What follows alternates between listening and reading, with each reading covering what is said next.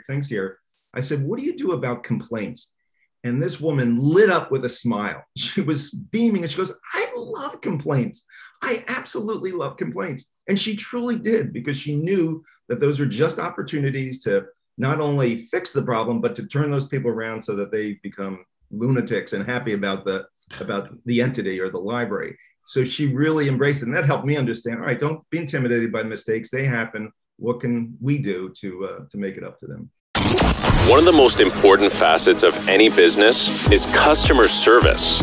In business, you are not only selling a product or a service, but an experience. Providing exceptional customer service and developing real relationships with your clients means increased sales, retain customers, new customers via word of mouth, and a positive reputation.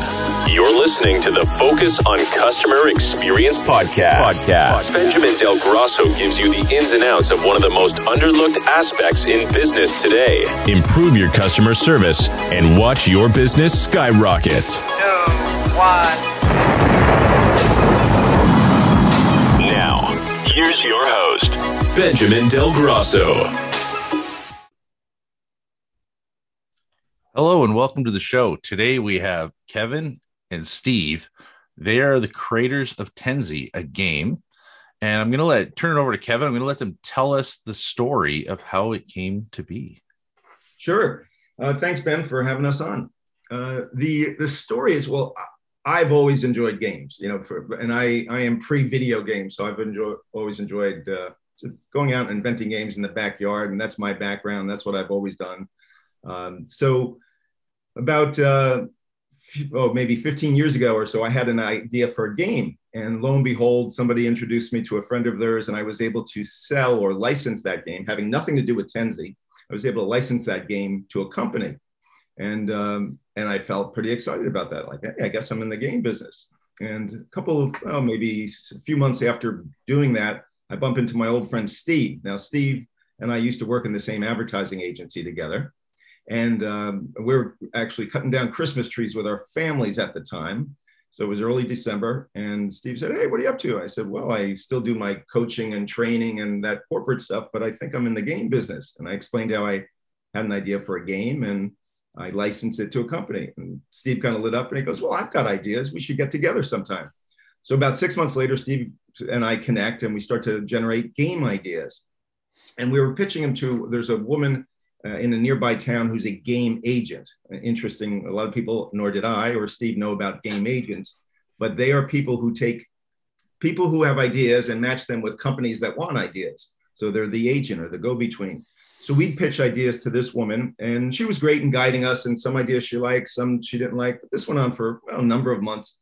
And then one day I was doing a little research, and I saw that one of the big game companies was interested in a dice game. So I said to Steve, hey, rather than just trying to come up with any sort of game, let's focus on a dice game. So I bought a bunch of dice online. I gave Steve a bunch, and I took a bunch home. And we said, let's get together in a couple of weeks and see if we can come up with some sort of idea. Now, with that, Steve, I'll turn it over to you so I went my way, Steve went his way. Steve, what happened at your house during those 2 weeks? Well, just to clarify a little, not only is Kevin pre-video game, I think he's also pre-television. So that my mother used to call it. My mother used to call it the idiot box. Get away from that idiot box. So Kevin hands me the bag of dice, and I coming up with a couple different game scenarios, game ideas. And I'm a pretty simple person, competitive. So I just kept adding dice until I got 10 dice, nice round number. I said, I wonder how fast I can get all these dice on the same number. And you roll it and you go, oh, wow, that was kind of fun. It happened faster than I thought it was going to happen. Super simple. I said, wow, that was kind of addictive. So I tried again and again and again. So a week later, went to Kevin's house and explained it. I said, hey, Kev, I think I got something here.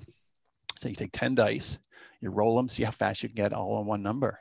And you're trying to collect them, by the way, Ben. You're not trying to get them all in one shot. So let's say you get a bunch of sixes, put them aside, roll the rest, get the sixes until you have all 10 sixes. So you're collecting them. Yeah. So I explained that to Kevin, and he said, that's it. And so he didn't see the big vision at that point. But over the course of that day, we sat down, we played a little bit, and developed some more of the rules and change things here and there. But it was, again, as simple as that. It's something you can explain in 30 seconds and fast, fast, fast. And Steve showed me a piece of paper he had written.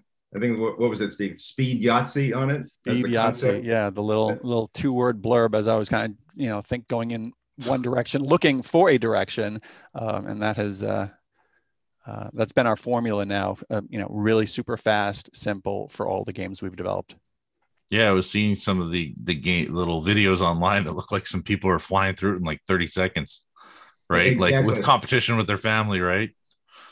Yeah. Well, what's funny is when we show it to people at trade shows, the people are usually retailers, that specialty retailers. So we're not in the big box stores. We're not in the Walmarts or Targets. We went to the mom and pop specialty toy stores, of which there are thousands, and gift stores around the country, mostly in the U.S. We're in Canada, as well as about 8 or 9 other countries.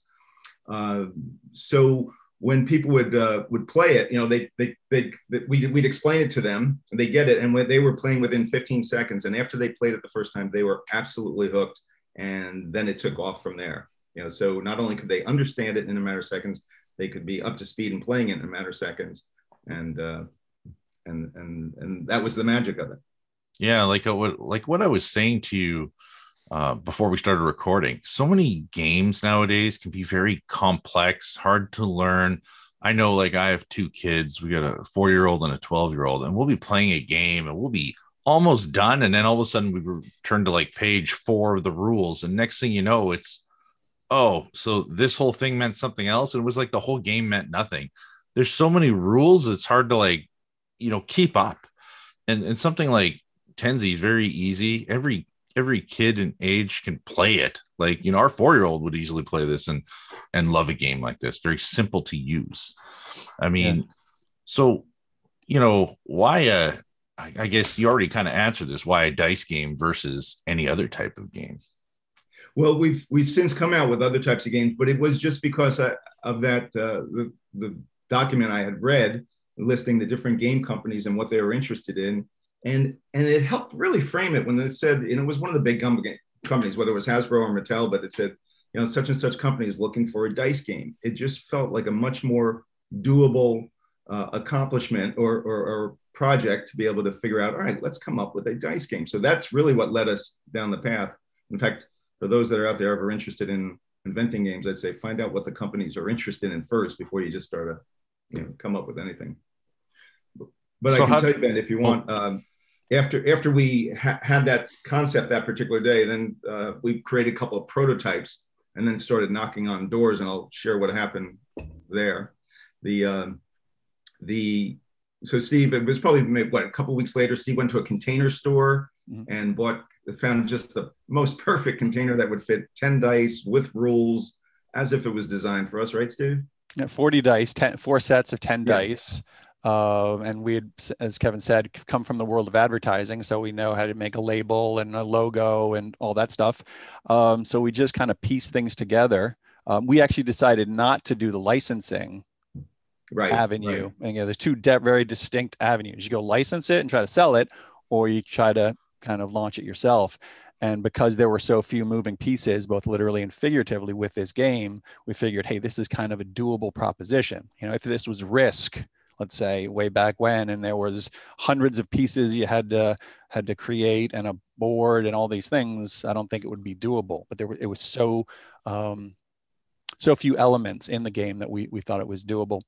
Made the prototypes, and then just picked out a few stores in the area and started seeing if folks were interested in it.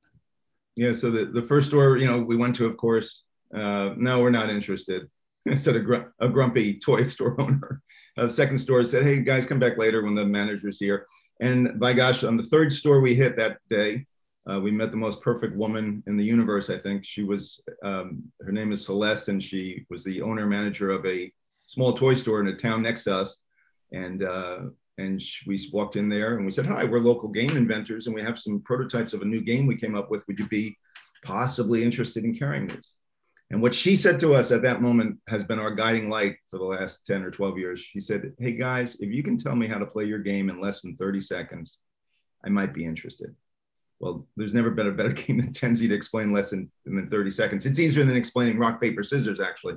So we said, yeah, you take 10 dice, roll them as fast as you can, and whoever can come up with 10 of the same or collect 10 of the same number before anybody else does, yells TENZI and wins. She said, oh my gosh, I love that. So she said, give me your prototypes.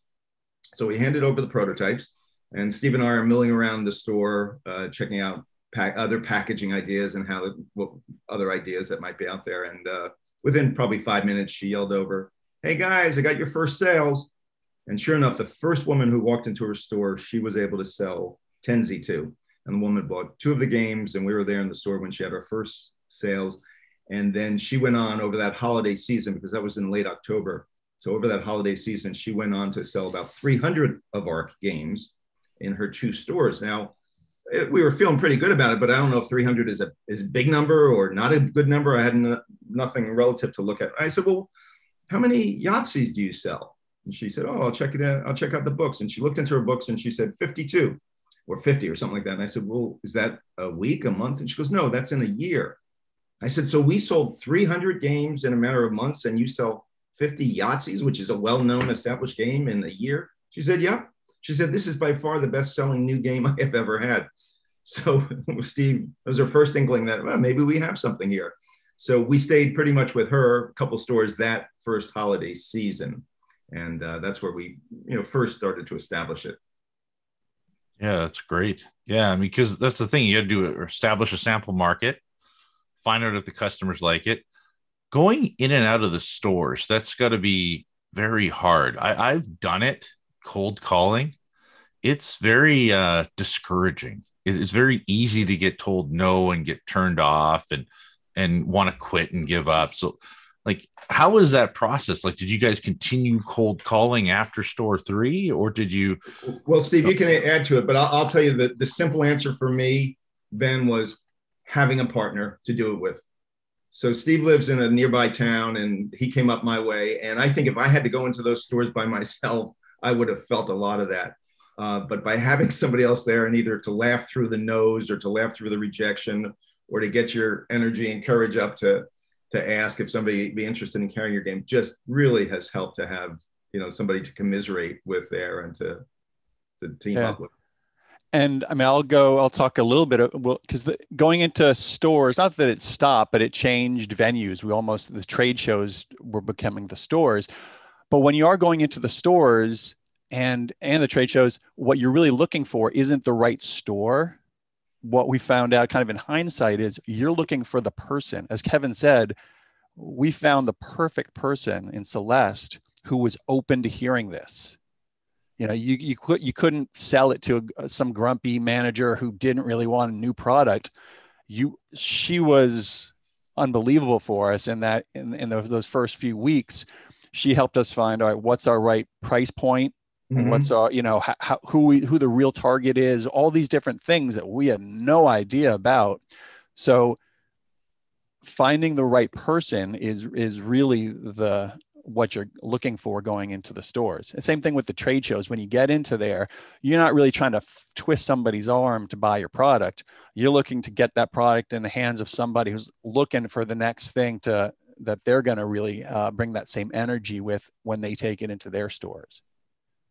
Yeah, that makes sense. I mean, you want something simple to use. And I mean, I don't know, Toys R Us is a very big chain up here. I think they shut down in the States.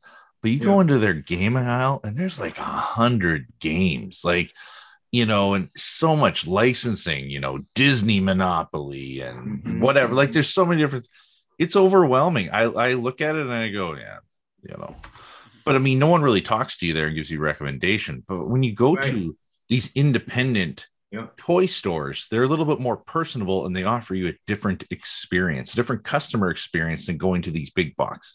So I think it's smart that you've aligned yourself with like mom and pop stores, because I find, like, even we were in Astoria not too long ago visiting, and we stopped at a toy store down there, and they were very personable. They were talking to us for quite a while. They gave us some recommendations of things to buy.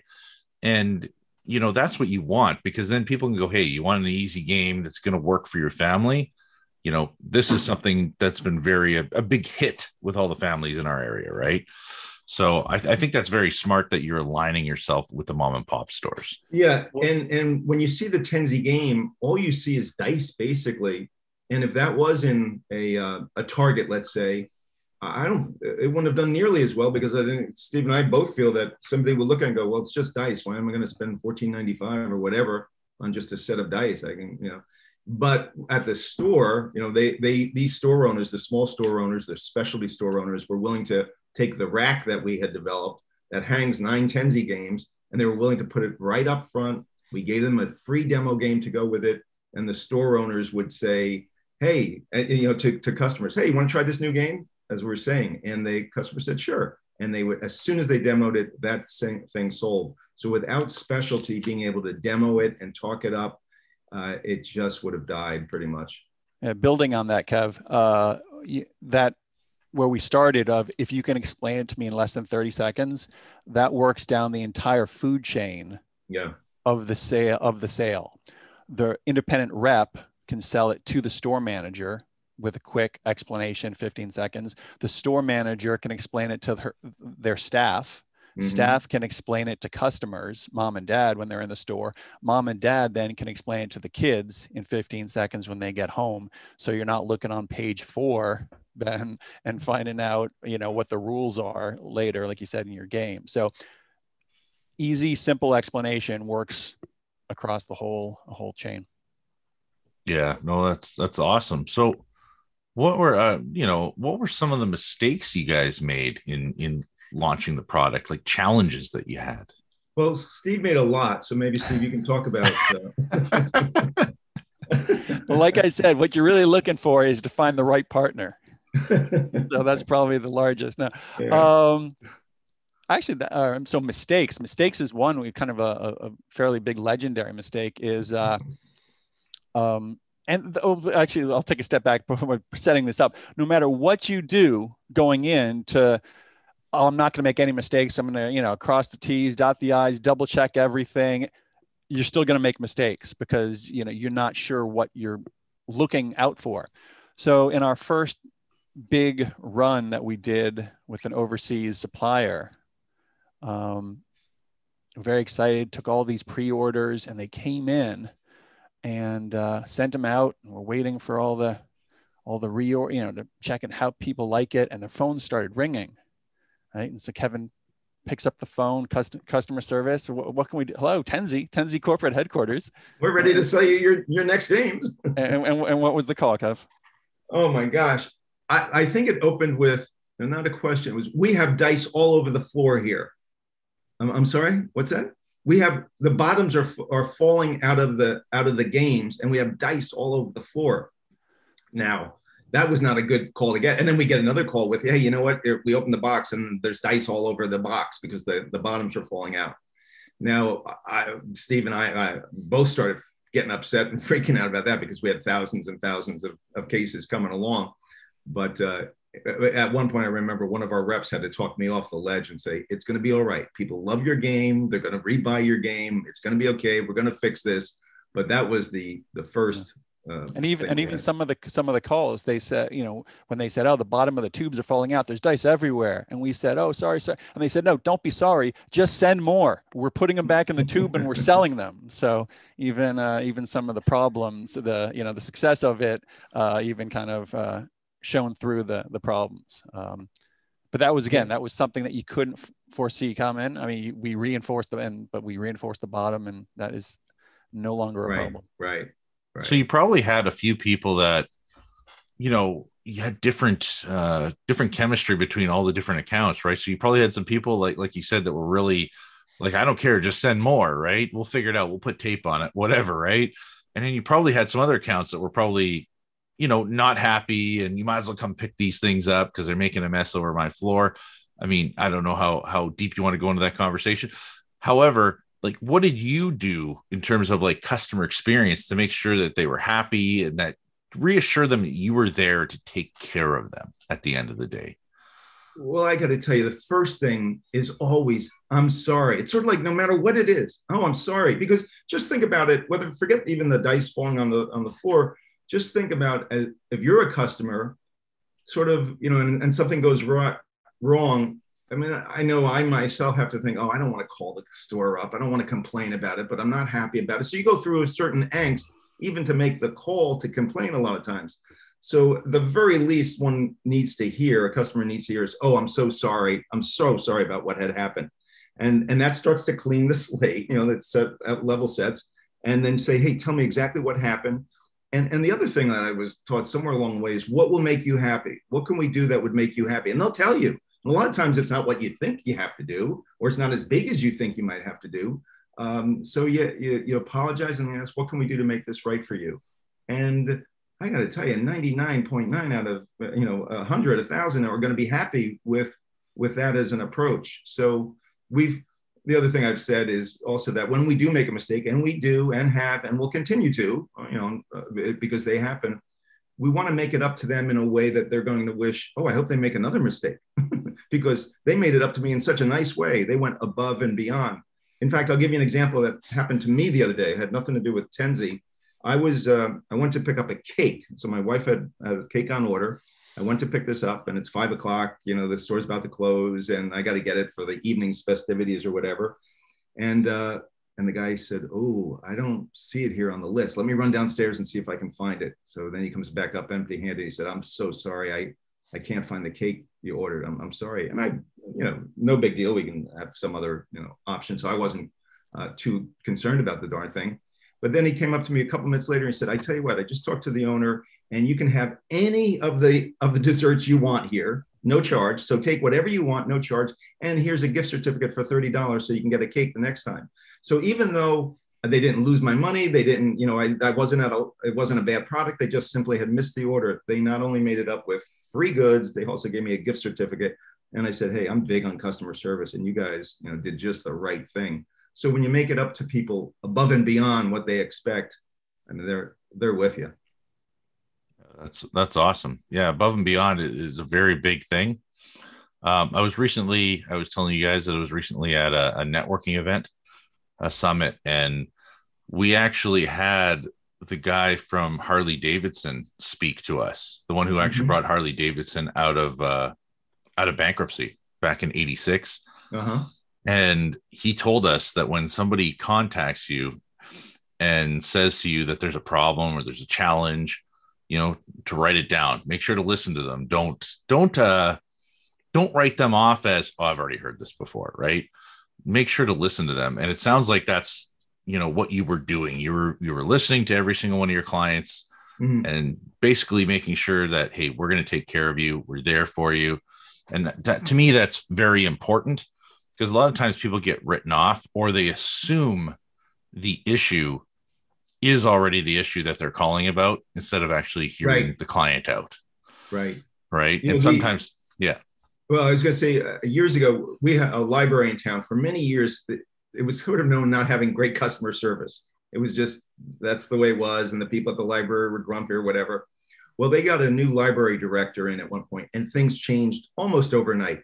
So I was chatting with her about a few years into her tenure at the library and things were going along swimmingly. And I said, well, you really have done some terrific things here. I said, what do you do about complaints? And this woman lit up with a smile. She was beaming and she goes, I love complaints. I absolutely love complaints. And she truly did because she knew that those are just opportunities to not only fix the problem, but to turn those people around so that they become lunatics and happy about the entity or the library. So she really embraced it. And that helped me understand, all right, don't be intimidated by mistakes. They happen. What can we do to make it up to them? Yeah. And we find little ways of doing that, of turning, not complaints, but turning customer, when consumers reach out to us, how do we turn that into a positive of being brand, for them to be brand evangelists for us? So we get contacted all the time of when you send 40 dice out into the world each game, those dice find their ways into underneath couches or into vents or into dogs' mouths or wherever. And so all the time we get, I'm missing a yellow dice with red dots and a black dice with green dots and this, that. We always get back to them and said, no problem, we'll send you replacement dice. And we usually send not only those dice, but the other color, one of each of the other colors in their game. just so if they dice go missing in the future, they'll have replacements. And we always get these great emails back of, oh, thank you, I got the replacement dice. You guys are fantastic. I'm going to tell all my friends about TENZI. So even though we're sending the postage on the replacement dice is 400 times what the dice themselves are worth, for $4, we've got a brand advocate now saying how great TENZI is. So it's well worth it. Yeah, my mom actually had this game that we had in the backyard, and one of the pieces broke. And she was very upset about it because she wanted us all to play it as a family. And one of them was broken right out of the box. She contacted the manufacturer. I don't remember the exact brand. And like 2 days later, a whole new kit showed up. Like, and they said you just keep the old one so that you can have old parts and everything. She's like the whole thing? They're like, yeah, just the whole thing. So she's like, okay, well, now if something else breaks, I have all these extra parts now, right? Which is pretty amazing. But, they went above and beyond for her. Now she's, really happy. Like, they play the game in the yard all the time. But it's that creating that experience of just knowing that, hey, you know what? A mistake was made, something happened, whether it be your fault, whether it be damaged in shipping, whether it be they've lost it, right? You're creating those, I guess, like I had to say, creating those disciples, preaching your brand, telling other people about it, right? How great the experience is, how great the game is. Yeah. We mentioned a little bit earlier, at trade shows, at our first trade show. So in New York, every February, there's a show called Toy Fair. That's where all the buyers, the retail stores from around the country, get together with all the sellers, inventors like Steve and I, as well as big game companies. And so Steve and I had been there, and we were giving out some samples. We're just trying to establish ourselves. We were giving out some free samples to the store owners. And I don't know, a couple of days into it, a fellow vendor, a manufacturer, walked over to our booth. So he was not a retail store. So he was not a customer. He was a vendor, a seller. He came up to us and he said, I've been watching you guys for the last couple of days. And you are, and he had a very exciting little word in there. He goes, you are blank. What was it, Steve? Idiots. You are blank idiots. I won't fill in the blank. And we go, oh, well, why are we blank idiots? He goes, because I've been watching you. You've been giving your games away for free. Don't give your games away to these people. These people, by the way, are store owners. Don't give your game away to these people. You can charge them $5 or, some discounted amount. So Steve and I just didn't quite seem right, or so we continued to do what we were doing. And then what would happen is the next day, a store owner would come up and say, oh my God, we played your game last night. The one that you gave us, we loved it. In fact, we were playing with 5 other store owners. So you're going to hear from them. So the more we were just giving games away, the more it fueled it. Now, the other thing is we went beyond just our customers. It was, as we mentioned before, if a fellow vendor was down the road from us, in the aisle of where we were with our booth, we'd give them a TENZI game. And we'd give another vendor a TENZI game. And then what was happening is stores would come up to us and say, oh, we were over at a different booth, and they were telling us about your game. They really liked your game. So our potential competitors were actually our partners in a way, because they were spreading the word about our game to stores. So there's always opportunity there. If you don't, the tighter you close your fist, just nothing's going to come out. If you're more willing to put it out there, open it up, it comes back. Yeah, I mean, you could spend thousands and thousands and thousands and thousands of dollars on advertising. Yeah. Or you can put it into the people's hands and let them decide whether or not the product makes sense. So I've been to the Consumer Electronics Show, I think like 8 times now in Las Vegas.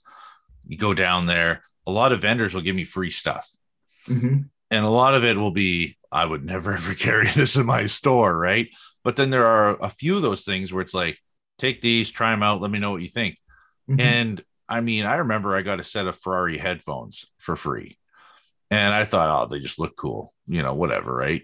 But they actually sounded good. We probably sold $20,000 or $30,000 worth of those Ferrari headphones in a couple of years, right? But I got that one set for free because that vendor obviously wanted to sell me it. But I got to play with them, try them out. I had other staff try them out as well. And because of that, it all rippled into something big. Now, they probably gave away 100 sets of Ferrari headphones at the Consumer Electronics Show. How many people actually bought? Who knows, right? But if they don't put it into your hand and you don't get to play with it, you don't know what that experience is going to be like. Right. And I mean, I think it's a smart move with you guys putting it into people's hands, because you got to get them to play with it. You got to get them to know what it's like. And that's, everybody can have their own opinion saying it's not smart or it's stupid or whatever to do that. But you know what? That's your strategy. Your strategy is to put it into their hands. And I had many vendors, like I'd have a vendor go, here's like a car audio amp, bring it back and play with it. Well, like, I don't want to put a big car audio amp in my luggage that I already have barely any space with. A set of headphones makes sense, right? A little trinket, yes. Right. But I don't want a big amp to truck across the border.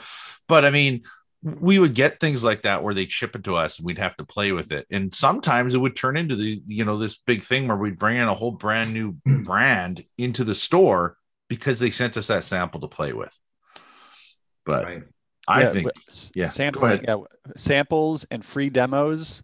That's if we had, sometimes you ask a question, if you had $1 to spend, where would you spend your marketing money? It would be sample and free demos, because it's just having it, people play it, whether it's at trade shows or the store. Once they roll the dice, they're kind of hooked. And so that's been so key to us. So every time a customer has an initial order, a store has an initial order for a new game we come out with, there's always baked into it a free in-store demo game for them, because it's that important. And we can there's other ways to, you talk about saving thousands and thousands of dollars, or what, marketing can cost. There's other opportunities that are free out there.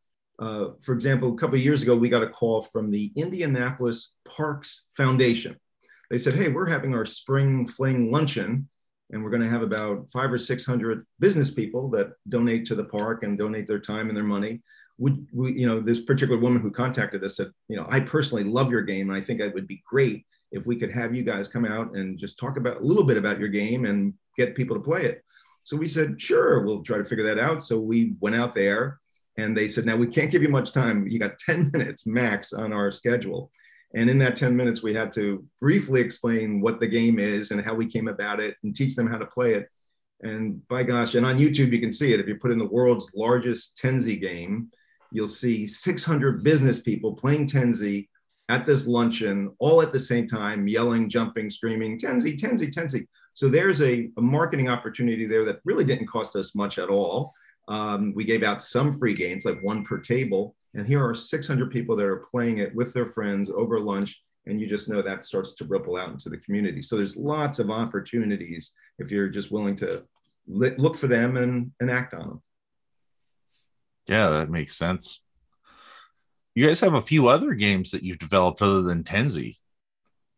So what else you guys got all these different inspiration? Is it because of TENZI's success, or was it just other ideas you brainstormed, or you see you got Slapsy there?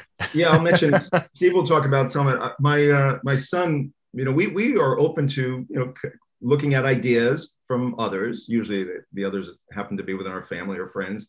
But we say, hey, if you can give us an idea that's as simple as TENZI, that people can see it in a matter of seconds, play it in a matter of seconds, and be laughing in a matter of seconds, then we may be interested.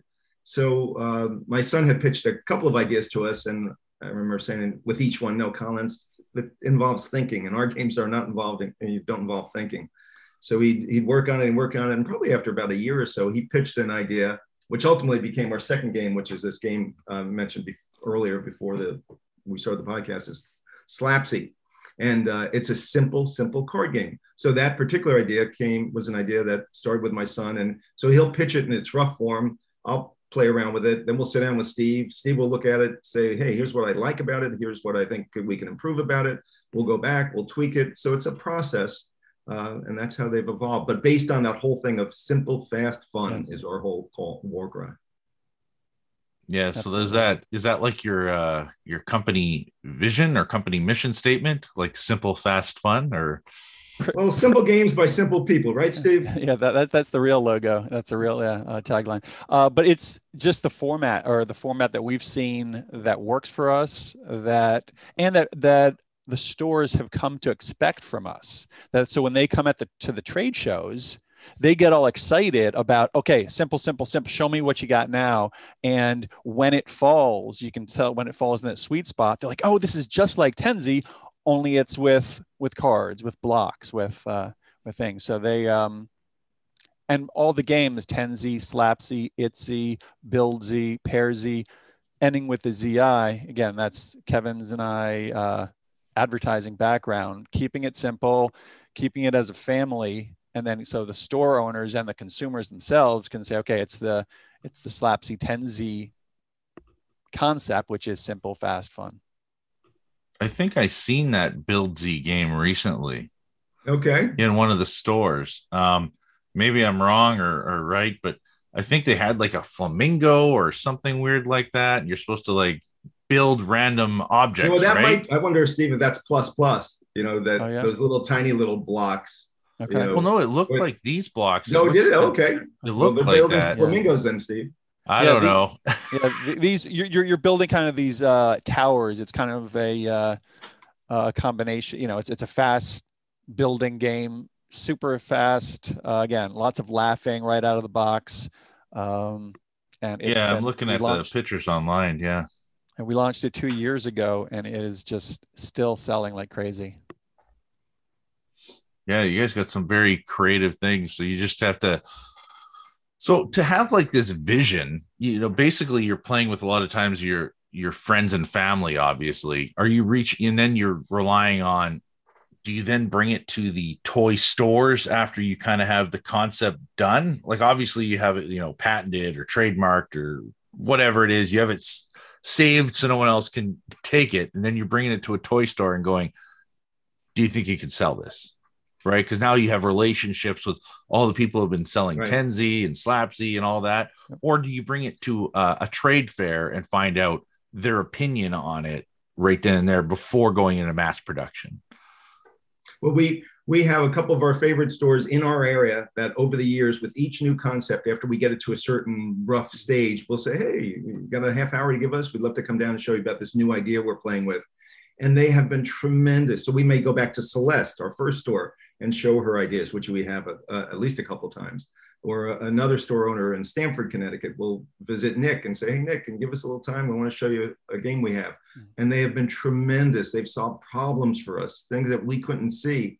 I remember one time we had a game called PairZ, it was, or is, and we were stuck on a particular issue. And Nick said, well, why don't you do just like the XYZ game goes over there? They have an A version and a B version, and you can have both in the one box. And we said, wow, there's a solution that Steve and I couldn't see. So yes, we do go to the stores, and they are absolutely helpful in terms of fine tuning the concept, working on the pricing, any number of things. Yeah.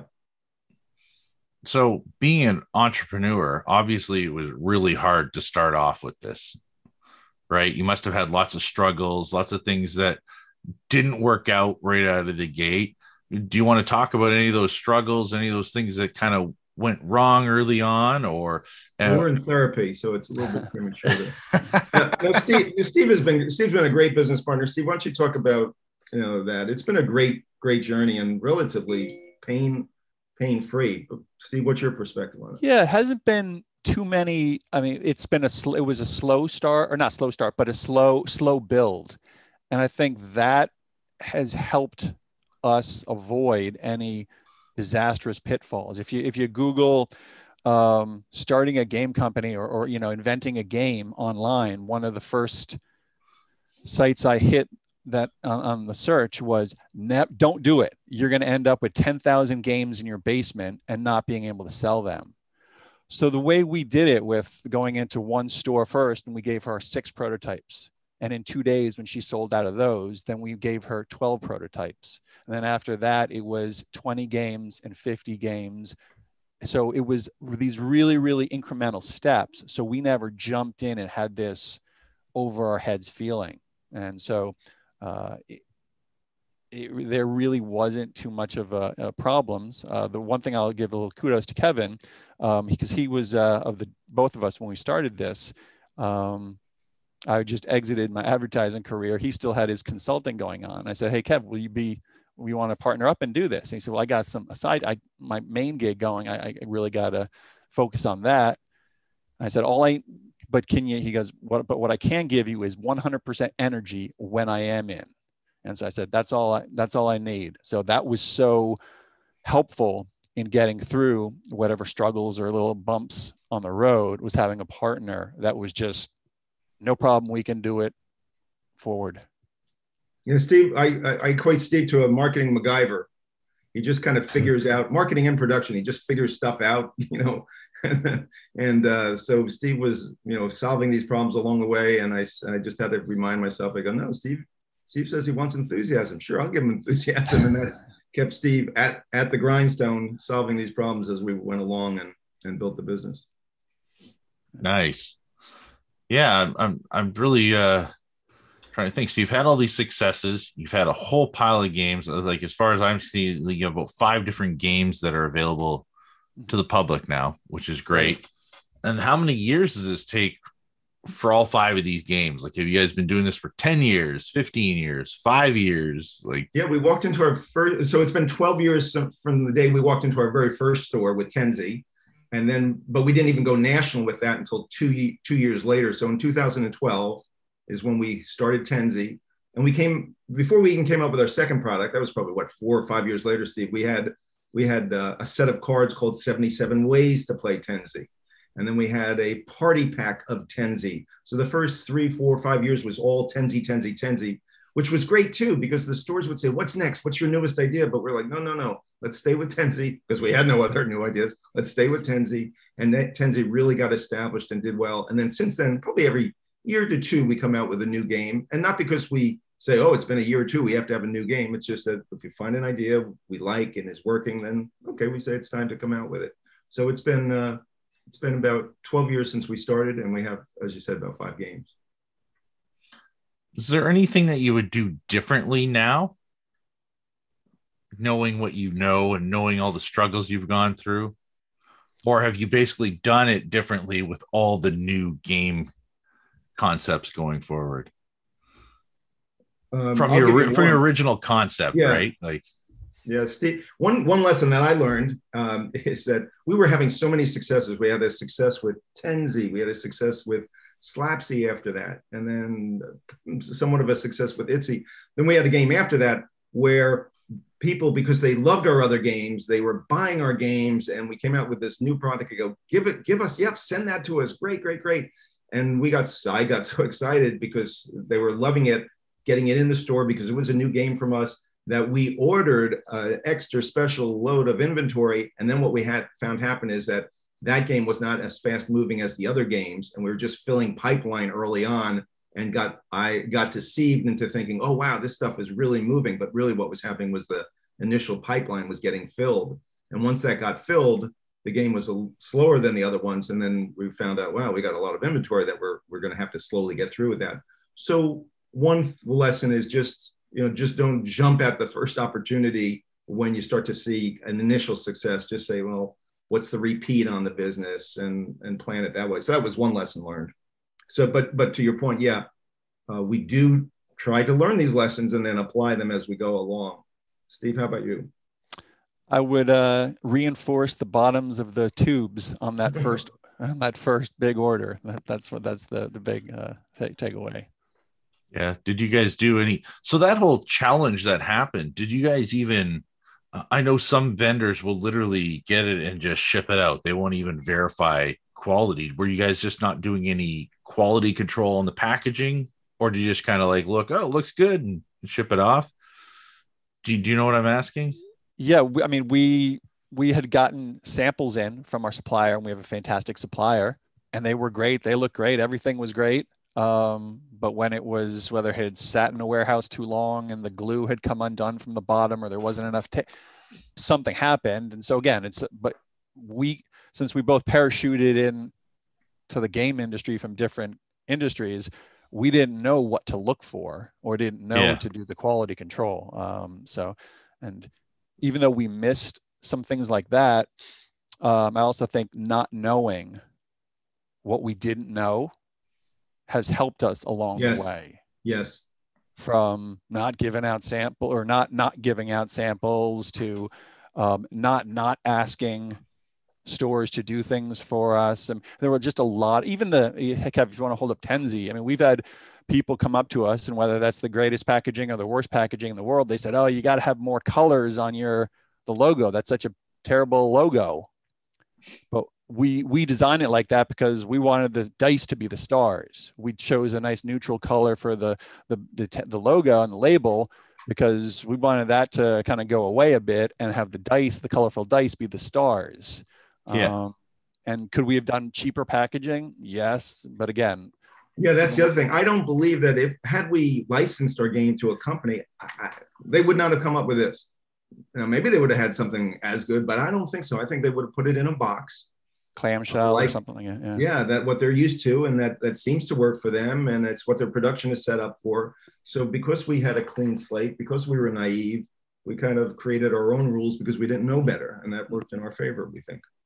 Yeah, I had a company I worked for, and we sold a manufacturer's product, and it honestly had like 90% defect rate. It was really bad. Like literally, you pull the vehicle out of the bay, and you were lucky if the remote control worked after you pulled it out. It was really, really bad. And because of how we serviced those clients and took care of them and created that customer experience, it turned into this positive ripple of, that's why I deal with this place, because of how they took care of me. And I kind of wonder, and like, it might be something you guys reflect on, is because of this challenge that happened with TENZI early on due to the packaging and the fact that you took care of all your customers, that might have, bumped you into another category because all of your clients knew, hey, these guys are taking care of me. They care about me. And because of that, people are like, I want to continue supporting them. Even though this mistake happened, they still took care of me. Sure. It's definitely when the mistakes happen and you take care of them.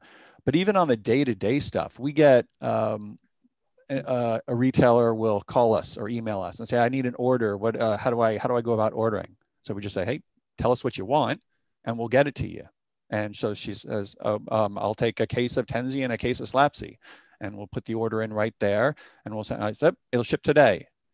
And they say, wow, I love working with you guys because you make things so simple and easy. And so, wow, if a retailer wants to work with us, that gives us a huge leg up with other games where there are files or forms to fill out to put an order, or they have to log online into some portal. So we try to make things as simple and easy as possible for the retailers. Some would say that your whole business theory is KISS, keep it simple, stupid, right? Keep the games very simple, easy to use, fun to enjoy. And at the same time, you want the ordering process the same way, right? Very simple. Yeah, I'll also throw in an interesting one. We every now and then collections are slow from certain customers, right? Everybody usually pays within either right at the time they purchase it or 30 days. And there are some that will slip by, and they're 30 days overdue or 60 days overdue. So we have somebody that helps out with that. Well, I was bringing somebody on to help us with collections, and understandably, this person was like, "Well, why are they not paying? What's the problem here? The sense was that, are they trying to take advantage of you?" And I said to this person, No. First of all, no, we don't believe anybody's trying to take advantage of them. It could be, number one, our mistake, like we maybe didn't send out the invoice. So it could be on us, or maybe technology got involved somehow and that messed it up and they never received it.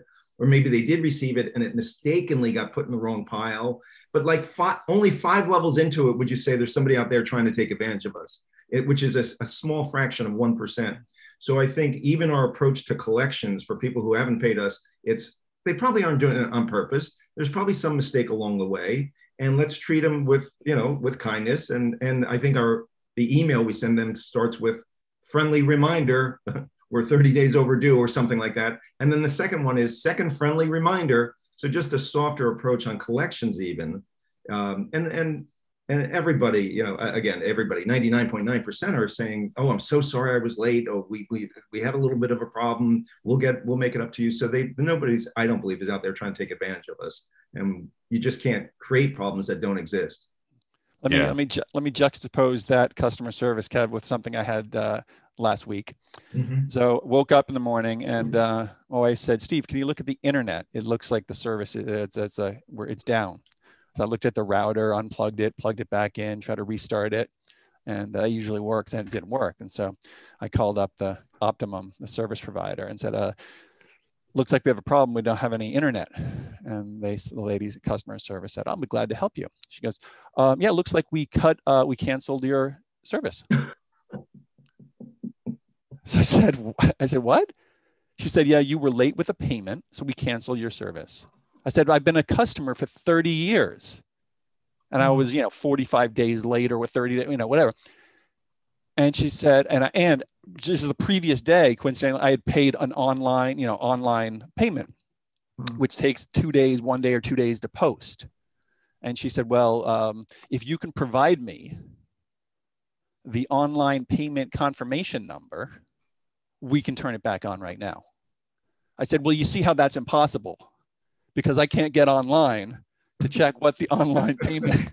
And so it was an hour-long spiral into my rage, right? And so finally, eventually I got to another phone call after that with Larry in retention, because I'm going to cancel my canceled service. I was so outraged. so Larry in retentions was spectacular. And he had the voice of a pilot. And so he said, Mr. Mark, how are things going right now? I said, Larry, it's been a bad morning. It's been a bad morning. And so Larry ended up, $150 off the thing, took this. Larry was fantastic. So certainly there are softer ways to go about collections and stuff like that Kevin's talking about. Yeah. I mean, I had I had two cell phones. I had a company phone and a personal phone for for about a couple of years. And what I did was, but both of them were on my account. And I called and said, I need to cancel my business phone. I don't use it anymore. Well, the thing that was weird is my business phone still worked a month later. And I was like, oh, well, the guy did say that there was going to be like some free credits for something. So I didn't think anything of it, right? My other phone, which was my personal phone, it was like a phone number I had for years, all of a sudden stopped working a month and a half later. So they canceled the wrong phone. And so in order for me to reverse that, it was a month and a half of fighting with them. And like literally just at least say sorry. No one would even say sorry. And it blew me away. So then you know what I did? I went to another cell phone company, got a subscription with them, got a new phone, got everything, didn't have my phone number anymore, which upset me. Sure. And started it. And a week later, they call me, listen, sir, we're sorry. We found the issue. We're going to reactivate it. What do you mean you're going to reactivate it? Well, if you cancel now, it'll cost you $800. I didn't cancel it. You canceled it. So then it turns into this argument of trying to get it off. I ended up agreeing on a $300 cancellation fee from $800, which I was able to sell the old cell phone for $300. So it ended up costing me nothing. But it was still the whole headache that it all happened. Sure. Right. And, it's funny how like things like that happen, but it takes so long for them to, admit the mistake. And that's the problem with these big companies. And I think that's great. You guys are, working with a lot of smaller mom and pop companies. You're able to take care of them. They're going to talk to you, probably most likely you or your customer service team. And to me, that's important. It's really a missed thing in customer service and customer experience nowadays. It's hard to get on the phone and even talk to somebody. Usually you're getting some prompt, you're getting a voicemail, you send someone an email and 2 weeks later they'll email you back when they feel it's important. Yeah. Well, the advantage that Kevin and I have is the size of the company. And right, where some people would say, oh, it's a weakness. We're a tiny company. What chances do we have? When I'm talking with someone, whether it's consumer or retailer, and they're asking me, hey, good customer service, then they'll say something, hey, can I speak to someone in sales now? And they say, I'm saying you're speaking to the mailroom boy, you're talking to the CEO, we both wear all hats. And we can then help people kind of across the board without checking. Because again, the poor customer service lady at the call center, she's just saying what's on the script or what options are available to her. Right. So, So I guess, do you guys have any final words of wisdom or anything for anybody who wants to, start their own business, or anybody who wants to get into the gaming business and go head to head with you guys, or yeah, any final words of wisdom?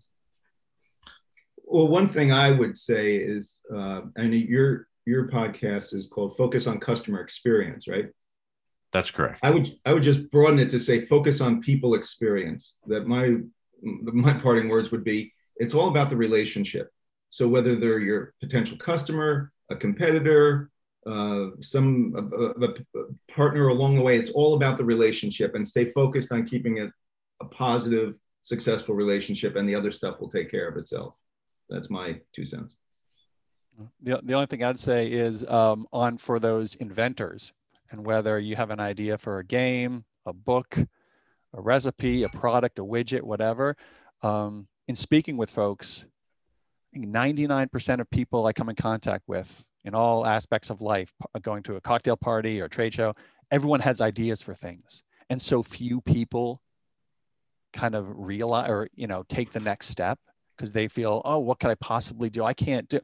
And it's just the biggest hurdle is getting it out of your brain and start doing it in any way. Get a prototype, get a partner to help you with it. Do something, because everyone has these ideas, but so few people kind of act on it to try to bring it to life.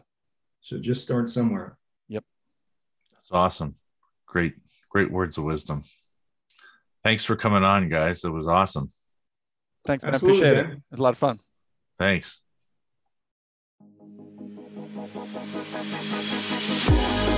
Thanks for listening to the Focus on Customer Experience podcast. Be sure to subscribe wherever you get your podcasts so you never miss an episode. For more information or to connect with Ben, check out Benjamin Del Grosso on LinkedIn, at Safe Drive Solutions on Instagram, or www.safedrivesolutions.ca online. We'll see you next time.